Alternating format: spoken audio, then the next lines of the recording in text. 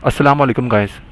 1.5 से 2 महीने पहले मैंने एक वीडियो बनाई थी कि आप अपनी बाइक की जो फ्रंट स्प्रोकेट है ना, वो 14 नंबर की उतार कर अगर आप 16 नंबर की लगाते हैं तो उससे कैसे कैसे आपने लगाना है और कैसे इसकी जो स्पीड है उसमें किस तरह से इंप्रूवमेंट जो है वो आपको देखने को मिलेगी। ये सारा मैंने आपको उस वीडियो में जो है वो मैंने शेयर किया था।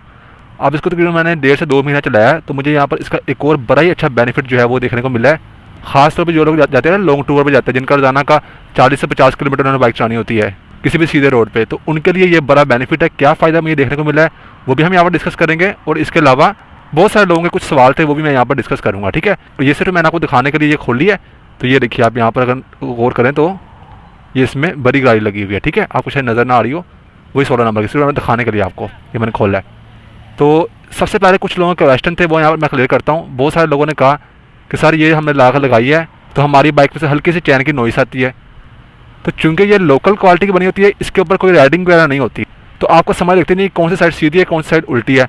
आप पहले किसी एक साइड को लगाएंगे, बाइक को चलाएंगे, अगर उसमें से हल्की से आवाज़ आती है तो आप उसको टेढ़ा करेंगे, उल्टी लगाएंगे आप, यानी कि और पहले ऐसे लगाएंगे ना, आप खोल के आप दोबारा उसको ऐसे लगाएंगे, उल्टी लगाएंगे, तो फिर इंशाल्लाह आपकी जो नॉइस है वो नहीं आएगी। यानी कि जो कोई भी गाड़ी होती है ना, उसके ऊपर वैसे अगर कोई कंपनी ने बनाई होती है ना, तो ऊपर राइडिंग होती है, जो राइडिंग वाली साइड होती है ना वो हमेशा अपनी साइड पर रखनी होती है।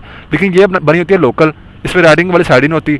तो इसमें आपने पहले एक साइड पे रख के आप चलानी है बाइक को। अगर नॉइस नहीं आती तो ठीक है, अगर नॉइस आती है तो आपने इसको उतार कर ऐसे घुमाकर उल्टी अपने दबाव लगा लेनी होती है। पहला क्वेश्चन ये था, ये क्लियर हो गया। और बहुत सारे लोगों ने कहा कि ये लगाने से, वो कहते थे कि हमारी जो बाइक है वो ये लगाने पर अगर हमने ऊंचाई वाली जगह पर चढ़ानी है तो पहले गियर पर उसमें पावर वोल्डी नहीं रहती। तो इसमें काफ़ी हद तक सच्चाई भी है और काफ़ी हद तक सच्चाई नहीं भी है, ये मैं आपको बताता हूँ। मैंने खुद इसको ट्राई किया। अगर आपकी बाइक पर 3 बंदे बैठे हो ना, 3 बंदे बैठे हो और ऊंचाई वाली जगह पर सिर्फ थोड़ा सा प्रॉब्लम करती है चढ़ते हुए, लेकिन हर किसी ने बाइक को वैसे यूज़ नहीं करना होता। 3 बंदे अगर भारी बैठे हो या किसी ने पीछे बहुत ज़्यादा वजन रखा हो, तो ये ऊंचाई वाली जगह पर पहले गियर पर थोड़ा सा ये जोर पकड़ने में इसको परेशानी होती है।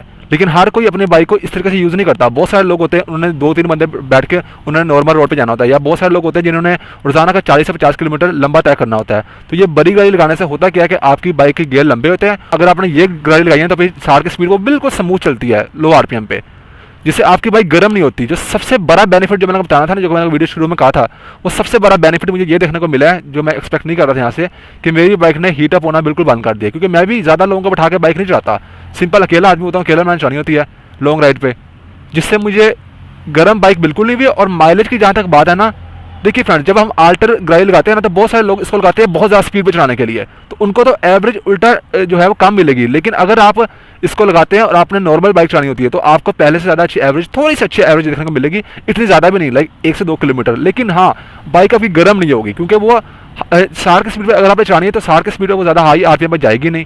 तो ये मुझे बेनिफिट यहाँ पर इसका देखने को मिला है। ठीक है, बस ये कि अगर आप किसी पहाड़ी इलाकों में रहते हैं और आपने 2-3 बंदे बैठ कर अपने बाइक को ऊंचाई वाली जगह पर चलाना था, तो वहाँ पर ये डिस्टर्बेंस करती है।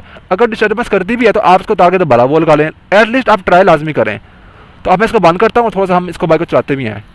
तो फ्रेंड, यहाँ पर ना मैं आपको एक और बात बता देता हूँ कि आपको सिर्फ अगली आप चेंज करें, पिछली चेंज करने की जरूरत नहीं है। अगर आप एक आल्टर बॉय नहीं ना है, वैसे तो आल्ट्रेशन करके बाइक को तेज भगाना नहीं चाहिए।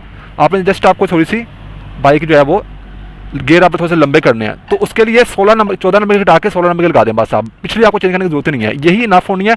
इतना आप करके तो देखें, इतना डिफरेंस नजर आता है ना। मैंने तो आप सोचा कि मैं यही लगाऊंगा। अच्छा, मैंने 1.5 महीने से यूज़ किया है, बीच बीच में मैंने इसको उतारा भी है, क्योंकि मैंने कुछ बाकी चीज़ें भी वीडियो बनानी थी, जैसे कि मैंने फैन कैपेसिटर या अल्टरेशन वाला जो मैंने फिल्टर लगाया था, तो मैंने उसकी स्पीड चेक करनी थी, वीडियो में शो करनी थी। तो उस टाइम मैं इस गाड़ी को उतार कर बाइक की नॉर्मल लगाया था, ताकि हमें कन्फर्म हो जाए कि जो मैंने बाद में अल्टरेशन की है ना फैन कैपेसिटर की या फिर एयर फिल्टर की, तो हमें पता लगे कि हाँ स्पीड उसमें उसी की वजह से हुई है। अगर ये भी लगाओ तो हमें समझ नहीं आती, वो मिक्सअप हो जाता है। सिर्फ मैंने उस वक्त उतनी देर के लिए मैं इसको उतार देता था।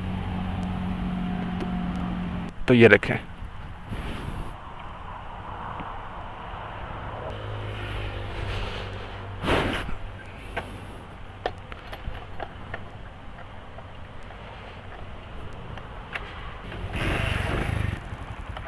चलिए फ्रेंड्स, हम इसको चला के देखते हैं। अब ये भी काफ़ी ऊंची जगह है, ये जिसको मैं चढ़ा रहा हूँ, यहाँ से फिर हम रोड पे चलेंगे। काफ़ी ऊंची जगह है, आराम से चल के देखिए बाइक।